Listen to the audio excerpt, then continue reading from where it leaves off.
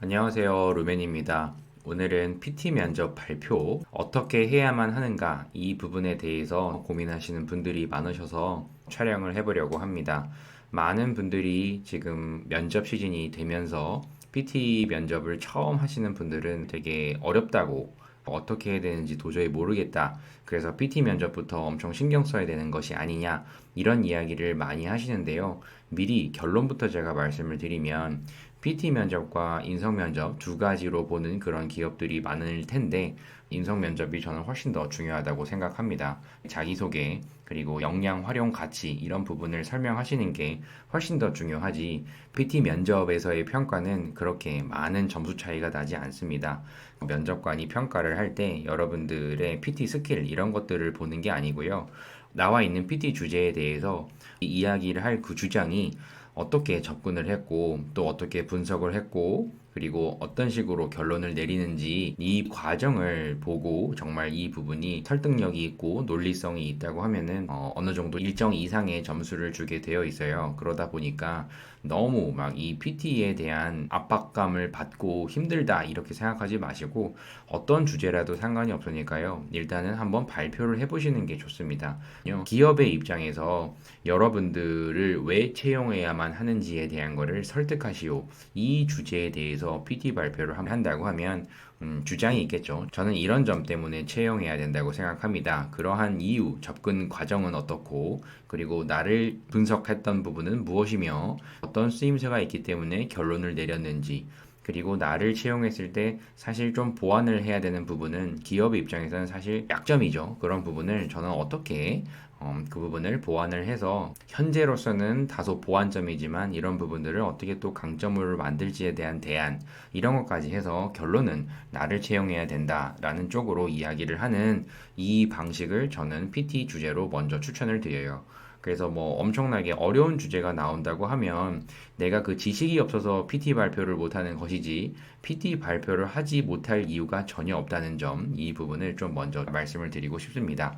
대부분 공기업 PT 면접에서는 사전 준비 시간을 한 10분, 15분 정도를 줄 거고요. 그때 A4지에 한 장에서 두 장 정도의 참고 자료가 주어질 거예요. 그러면은 그 부분을 보고 A4지 종이 한 장에 직접 내가 쓰면서 PT 준비를 실제 거기다가 하실 것이고 정리하셨던 그 종이를 가지고 면접장에 들어가게 되면 면접관 한 3명 정도 그리고 달랑 놓여져 있는 의자에 앉아서 발표를 하게 되실 거예요. 그런데 최근에 인교공 같은 경우에는 실제로 컴퓨터로 타이핑을 해서 출력을 4장을 해서 3장은 면접관을 주고 그리고 한 장은 면접자용으로 그 부분도 다 가져올 수가 없고 다 제출을 하게 되어 있어요. 그러다 보니까 내용 정리를 하시는 그런 부분도 하다못해 글씨 그리고 출력을 했다고 해도 어떤 방식으로 접근을 해서 결론을 내렸는지 이런 요약 과정 이런 것들도 저는 분명히 참고사항으로 고려를 한다. 저는 이렇게 생각을 해서 항상 글씨를 쓸 때도 정리를 하실 때도 그리고 출력을 할 때도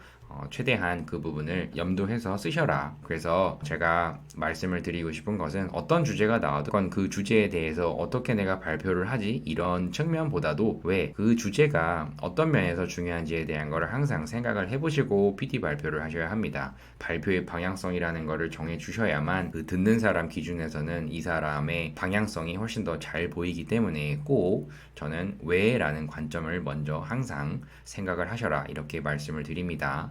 그리고 다소 긴장하고 버벅대고 이런 모습들을 보이신다고 해도 어떤 알맹이, 속이 꽉 차 있는 그 과정, 제가 아까 말씀드린 과정 있죠? 여기 과정들, 이 부분만 논리적으로 다 단계별로 이렇게 하셨다고 하면 전혀 문제가 없습니다. 그래서 그렇게 너무 걱정하지 마셔라 이런 얘기를 하고요. 기본적으로 여러분들이 갖춰야 되는 비언어적인 부분은 물론 있어요. 면접관의 눈을 보지 않고 무조건 그 종이만 보고 계속 읽는 분들이 있거든요. 그런 분들은 종이에도 요약을 하시지 않고 문장으로 다 써놨을 거예요. 이거 국어 읽기 아니거든요. 결국에는 그 주제에 대해서 면접관에게 내가 전달하고자 하는 그런 메시지까지 전달을 하셔야 되는 그런 커뮤니케이션에 대한 부분일 수도 있는데 이 부분을 무조건 보고 읽는다. 이 PT 면접에서의 점수를 얻는 것은 좀 힘들다. 이 부분 말씀드리고 그리고 PT 발표를 하다 보면은 평소에 내가 친구와 얘기를 할 때와는 다르게 별도의 습관이 분명히 나올 수 있어요. 그래서 내 습관에 대해서 명확하게 아셔야만 이 부분을 하지 않거든요. 깔끔하게 전달을 하려고 하면 내 말하는 그 부분 중에서 어떤 것들이 좀 반복이 되는지, 좀 듣기 안 좋은 게 또 무엇이 있는지 이런 것들을 사실 냉정하게 판단을 하고 그 부분을 염두해서 발표를 하셔야만 듣는 사람 기준에서 깔끔하게 들릴 겁니다. 그 예시를 들면 제일 많이 하시는 분들이 있죠. 그래서 다 문장 끝날 때마다 이렇게 하시는 분들이 있거든요. 그리고 그래서 이제 제가 많은 분들의 발표랑 면접을 진행을 하면서 느낀 부분은 어와 이제가 사실 되게 많아요. 그냥도 사실 어느 정도 있고요. 그리고 근데 이런 부분도 있고, 그리고 면접을 볼 때 손을 가만히 두지 못하는 분들도 있어요. 물론 이렇게 어느 정도의 제스처는 필요하지만 제가 외국에 살다 왔던 분들도 한번 본 적이 있는데 그분도 너무 손이 산만해서 전달이 잘 안 돼요. 그래서 손을 뒤로 묶고 시키기도 했어요. 뭐 물론 손도 어떻게 보면은 소통의 방식이긴 한데 공기업 면접이라고 하면 뭔가 전달하시는 그 부분에 있어서 손은 공손하게 가만히 있는 상태에서 발표를 하시는 게 좋기 때문에 종이를 두 손으로 잡고 보면서 말씀하시는 게 제일 좋습니다. 특히 종이를 한 장으로 잡고 이야기를 하면 좋게 보지 않아요. 좀 조심해 주시는 게 좋습니다. 그리고 자신이 없어도 일단 PT 시작했으면 끝을 맺으셔야 되거든요. 근데 일단은 말은 먼저 내뱉었는데 결국에는 저의 주장은 이렇게 생각을 합니다. 라고 끝까지 말씀을 하실 수 있으셔야 되는데 이 부분을 말을 끝까지 하지 못하고 흐리시는 분들이 있어요. 그렇게 되면 지금 신입사원인데 자신감이 없어 보일 수 있거든요. 그런 부분 좀 조심하셔야 되고, 그리고 대부분 많은 분들이 긴장하게 되면은 말의 속도가 더 빨라져요.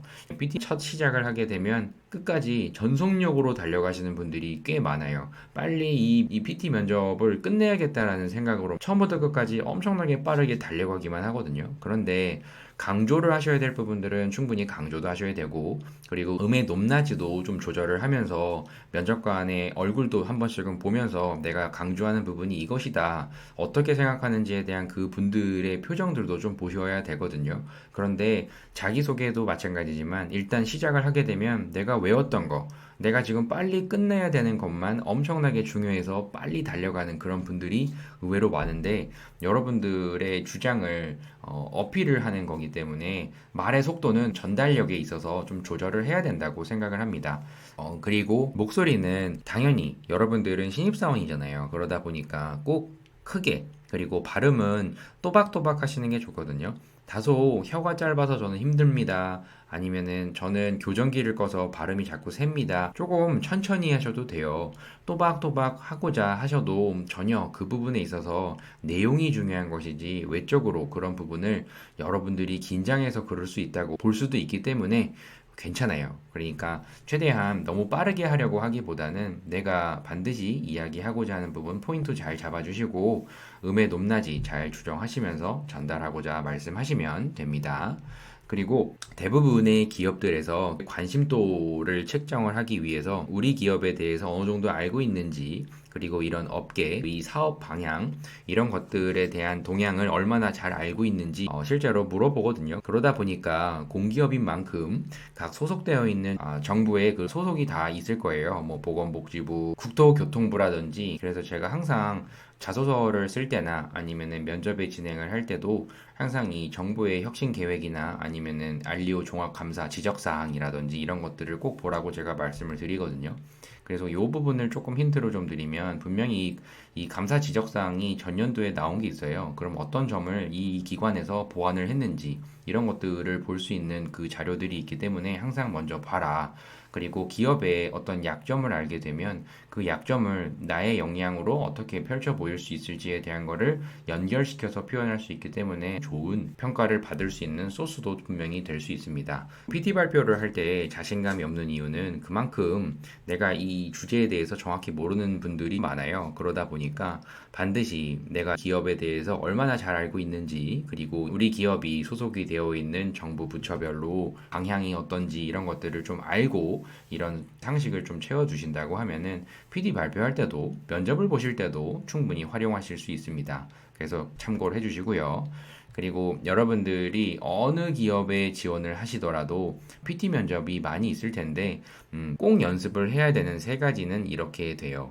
우리 기업의 보완점, 어떤 약점 제시를 할 수 있거든요. 어떤 국민들이 잘 알지 못하는 제도. 예를 들면 지금 현재 심평원 면접도 진행이 되고는 있는데 심평원이 PT 면접을 보거든요. 근데 PT 면접 같지 않은 그런 지식 수준의 질문을 해서 사실 그것도 논란이긴 하나 어찌됐든 PT 발표를 한다고 되어 있기 때문에 그런 예를 들어보면요. 국민들이 사실 심평원을 잘 모르거든요. 우리 기관에 대해서 좀 알리는 부분에 있어서 어떤 역할을 하는지, 홍보 방안 아니면은 국민들이 잘 모르는 이런 제도에 대한 인식 개선 이런 쪽으로 주제 항상 연습을 해보시는 게 좋고요. 그리고 두 번째는 우리 기업과 4차 산업혁명에 있어서의 연관성, 미래 발전 가능성, 그리고 빅데이터와의 연관성 이 두 가지는 지금 현재 뭐 무조건 어느 기업이나 다 연관해서 생각을 해보셔야만 합니다. 이거는 공무원에 합격한 친구인데 제가 항상 이거를 보면서 기분이 좋아서 제가 가지고 있는 PT 사전 발표 자료예요. 별거 아닐 수 있는데요. 상당히 보면은 기분이 좋아요. 어떤 부분이냐면은 정확히 뭔가 내가 얘기를 하고자 하는 그 부분을 딱딱 정리를 해두셨고, 그리고 글씨 자체가 되게 깔끔하고 좋죠. 거기에 대한 방법 1, 2, 3, 효과 1, 2, 3, 그리고 기대 효과에 대한 1, 2, 3, 이런 식으로 깔끔하게 요약을 하신 다음에 이걸 보고 발표를 이 친구도 했었거든요. 그래서 별거 아닌 거라고 치지만 공기업이라고 하면은 사실 이런 글씨 뭐 어느 정도는 어필할 수 있지 않을까 저는 이런 부분도 좀 생각을 해 보았습니다. 그래서 제가 하나 예시로만 이렇게 보여드리는 겁니다. 그래서 제가 이제 본격적으로 PT 발표에 대해서 좀 말씀을 좀 드리면요.